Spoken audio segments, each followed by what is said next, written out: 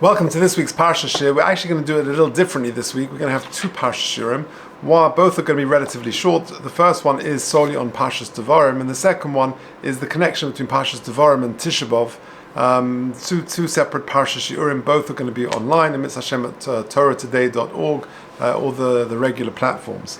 So the first Parshas Devarim Shiur, the first item I came across is that's in Rabbi Bender's Sefer.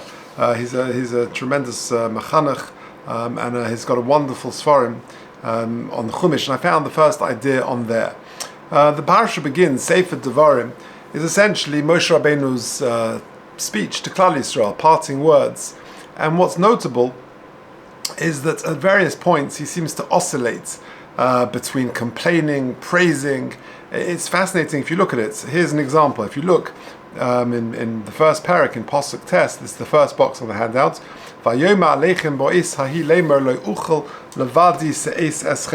Rabbeinu essentially is addressing Klal Yisrael, and he appears to be complaining. How can I alone carry the people? And then in the next pasuk, he sort of turns to pride, amazed at how Klal Yisrael have grown. Hashem Elokeichem hirba eschem v'hinchem hayom k'koich v'hashamayim l'rov. You're so many. It's wonderful. And then he gives them a bracha. Hashem Elokei avosechem yosef aleichem kochem elef pa'amim v'yivorech eschem k'hashadib elochem. And then from there he goes back to in the next pasuk appearing to say that it's very difficult to lead you. Eicha esa levadi tarchachem u'masachem v'rivchem. So Moshe Rabbeinu seems to be oscillating, going backwards and forwards between complaining, full of pride, showering them with brachas, and then saying again that it's very difficult to lead them. Which one is it? So Rabbi Bender quotes Reb Shimshon Pinkus, who makes a very interesting observation. Pinkus would say that if you see a man severely rebuking a child, then you assume that is the child's father.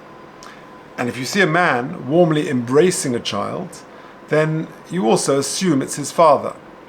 Recently in school, we have a graduation. So all the boys, the graduating boys, they come up to the stage.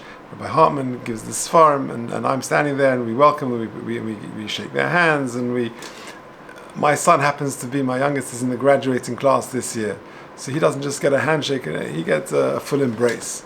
It so happened that I hope that everyone realizes this is my son, and because the son you embrace, you assume it's his father. Says Rav Shimshon Pinkus that when you see a man severely rebuking a child, you assume it's his father.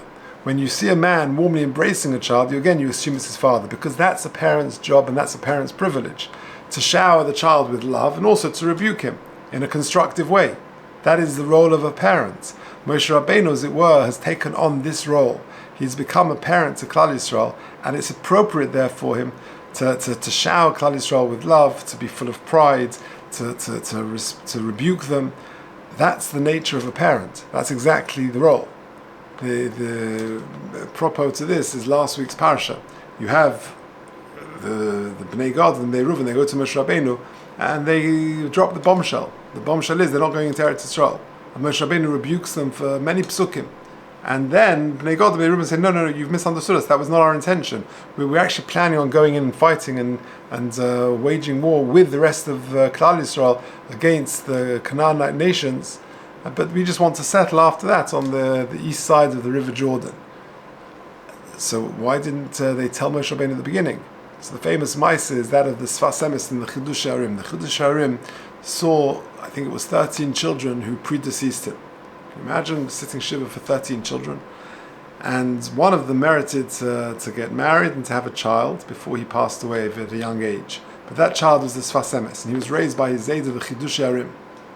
And one time, the Sfas Emes, as a young child, a young boy, came late to shul. And the reason why he came late to shul in the morning is because he was up very late at night with his chavrusa learning. And he overslept a bit the next day, came a bit late, and after davening, the Chidush Harim, his Zayda, took his grandson aside and had harsh words with him and said, the dangers of being lazy, of coming late to Shachris, and he had strong words for him. And then at the end, his chavrusa asked the Sfas Emes, why didn't you tell your Zayda? Why didn't you tell your Zayda that you were up very late learning at night? And the Sfas Emes looked at surprise. I should tell my Zayda that? And lose out on the opportunity of Musa from my grandfather? How could I do that? Musa from my Zayda is worth worth everything, it's priceless. Well, that's the point. The Bnei Gad and Bnei Reuven realized who Moshe Rabbeinu was. They wanted to hear the Musa, and yes, they would explain afterwards. So the constructive criticism, the rebuking of a child, and the love is really all wrapped up in the parents' role. Rabbi Bender tells an amazing story. He tells a story of Rabbi Elias Svei, that one time there was a discussion amongst the Moetzes Gedolei HaTorah in America about a particular issue, I don't know what it was, and there was a vote, and the majority decided to do one thing, and the minority felt that that was not the right thing to do. Rabbi Elias Svei happened to be in the minority, and he didn't agree with the majority of the other opinion. They called Reb Shach to decide how to move forward. And Reb Shach spoke to Reb Elias Svei, and he had assumed, I think, that Reb Elias Svei was on the majority opinion and had promoted a certain decision. And Reb Shach was not happy with it. And he was very stern with him and said to him, this is not a Masorah, and he gave him Musa. Again, those who were listening in on the call said to Reb Svei afterwards, why didn't you tell him that you were actually part of the minority opinion? So again, Reb Elias Svei said, how could I do that? How could I do that? I want that you have an opportunity of hearing Reb Shach express his Das Torah and what his strong thoughts are, then I wanted to hear that. So it takes a wise father to understand his role, and it takes a wise child to understand the role of that father. And that's exactly the explanation of here, Moshe Rabbeinu seeming to oscillate between different sort of approaches, but that's the role of a parent, and that's really what Moshe Rabbeinu has become at this stage in the history of Klal Yisrael. Okay, let's press on. There's an amazing kliyaka in the Parsha. Many Mefarshim, many contemporary Sfarim talk about it. Let's do the kliyaka inside. An amazing kliyaka. Says the pasuk, Vayoma Hashem Elai Lemer. So this is in the beginning of Perek Beis, and Moshe Rabbeinu says that this is what HaKadosh Baruch Hu told me. Rav lochem soive sahar hazeh pnu lochem tzafona. Go north. That's the classic interpretation of this pasuk. Pnu lochem tzafona. Go north. However, the Kli Yakar explains that the word sofon doesn't only mean north, but it also means to hide yourself, like sofon is in hidden away. So it says the Kli Yakar, V'inyan hatzfona zu nira li she'imimotze ish ha'yisraeli b'golus.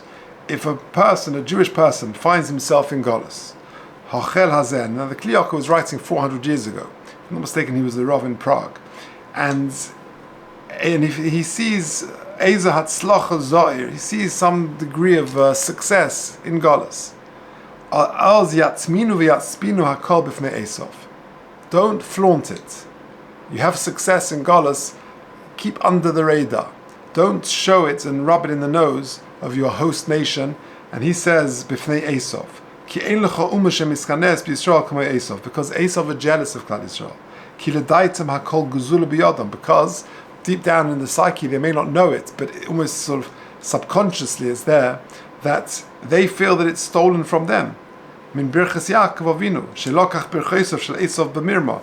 They feel hard done by, that Yaakov Avinu received the brachas with deceit, with cunning, and they feel hard done. V'chein Yaakov tziva levonov lama tisro. So too, Yaakov Avinu was aware of this, and then when he told his sons to go down to Mitzrayim, he says lama tisro, and Rashi explains b'fnei bnei Yishmael ve'Esav kilu atem sveim. Why are you giving the impression that you are satiated and everything is fine? Ki shneihem soivrim sheYitzchak gozl hatzlachas Yishmael veYaakov gozl hatzlachas Esav al yedei hishtadlus. Because Yishmael feel that Yitzchak stole and unfairly was successful over him, and so too Yaakov as well, that was successful against Esav, and they both feel hard done by. Al kain siva davka al Esav pnu lochem tzfoina shelo yiskane bochem. That if you're successful in Golus, keep it under the radar. Don't flaunt it. Don't show off. V'zeh hepech. Listen to what the Kli Yakar says. V'zeh hepech mima sheYisrael oisin b'doros halolu. It's the opposite of what Klal Yisrael are doing in our generation, says the Kli Yakar 4 centuries ago. Ba'aretz Soveim, in the lands of their enemies. Ki mishi yesh lo mona hu mara es atzmo mabushe kavod. He's had some material success, so he's wearing fancy clothes, bottoms and beautiful homes. Sufunim v'chashuvim ki'ilu hoylo kama alofim, and it's he's just making his success very apparent to his neighbors. And he's sort of inciting the Gentiles against the advice of Moshe Rabbeinu of Pnu Lachem Tzafona, to hide and to stay under the radar and not to flaunt our success. And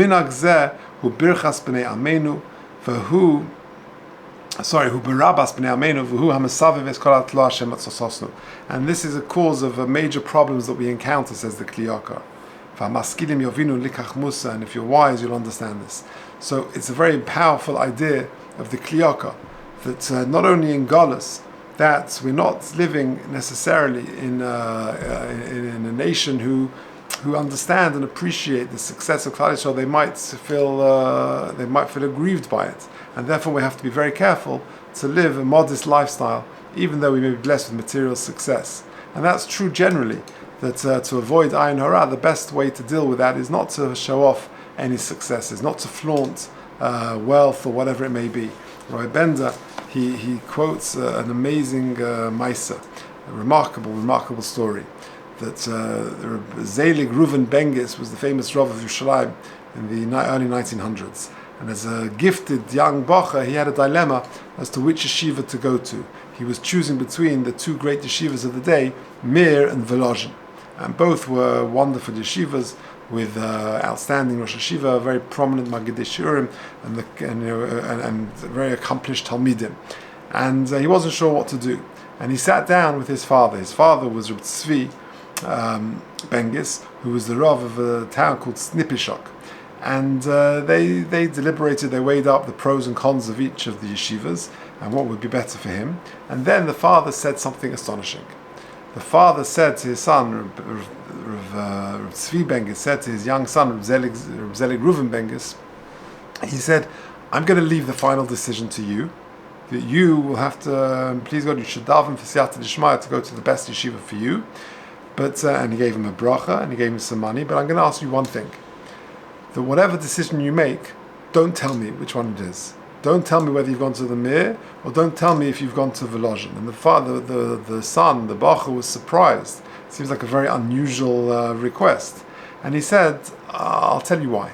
He says, not every father merits to send a son to yeshiva. Some people don't merit to have children. Some people don't get merit to get married. Some people don't merit to have children who are worthy or interested in going to yeshiva. And I've got a son who's choosing between the two great yeshivas of Mir and Volozhin. What's going to happen? We'll come back to town and people will ask me, "No, Rav, where did your son go? Where did Reuven go in the end?" And if I say the Mir or if I say Volozhin, although they don't mean it, it will upset them. It will cause them to feel a twinge of jealousy. And therefore, if I turn around and say, I don't know, I'm not sure which one he went to, that will just take it away. No one will feel jealous anymore. And it will be true. I can say I don't know because I don't know. In those days, you didn't just go off for one zman and come back every ben zman, and you went off for a number of years.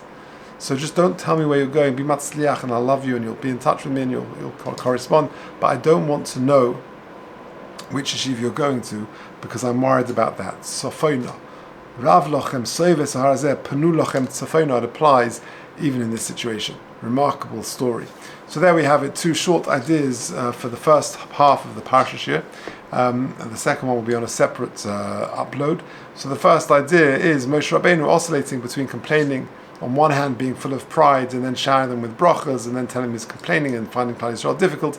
That's the role of a father. You see someone embrace a child, likely is that it's his father. You see someone rebuking a child, likely it's the father. That's the job and the privilege of being a parent, to shower with love and to also rebuke in a very constructive way. And that's the story of the Sfas Emes and the Chiddush Shurim, and also Rabbi Eliasvei with Reb Shach. Panu lachem tzafona is the Golker's famous idea, don't flaunt it. And it's true for Golus, it's true amongst our own.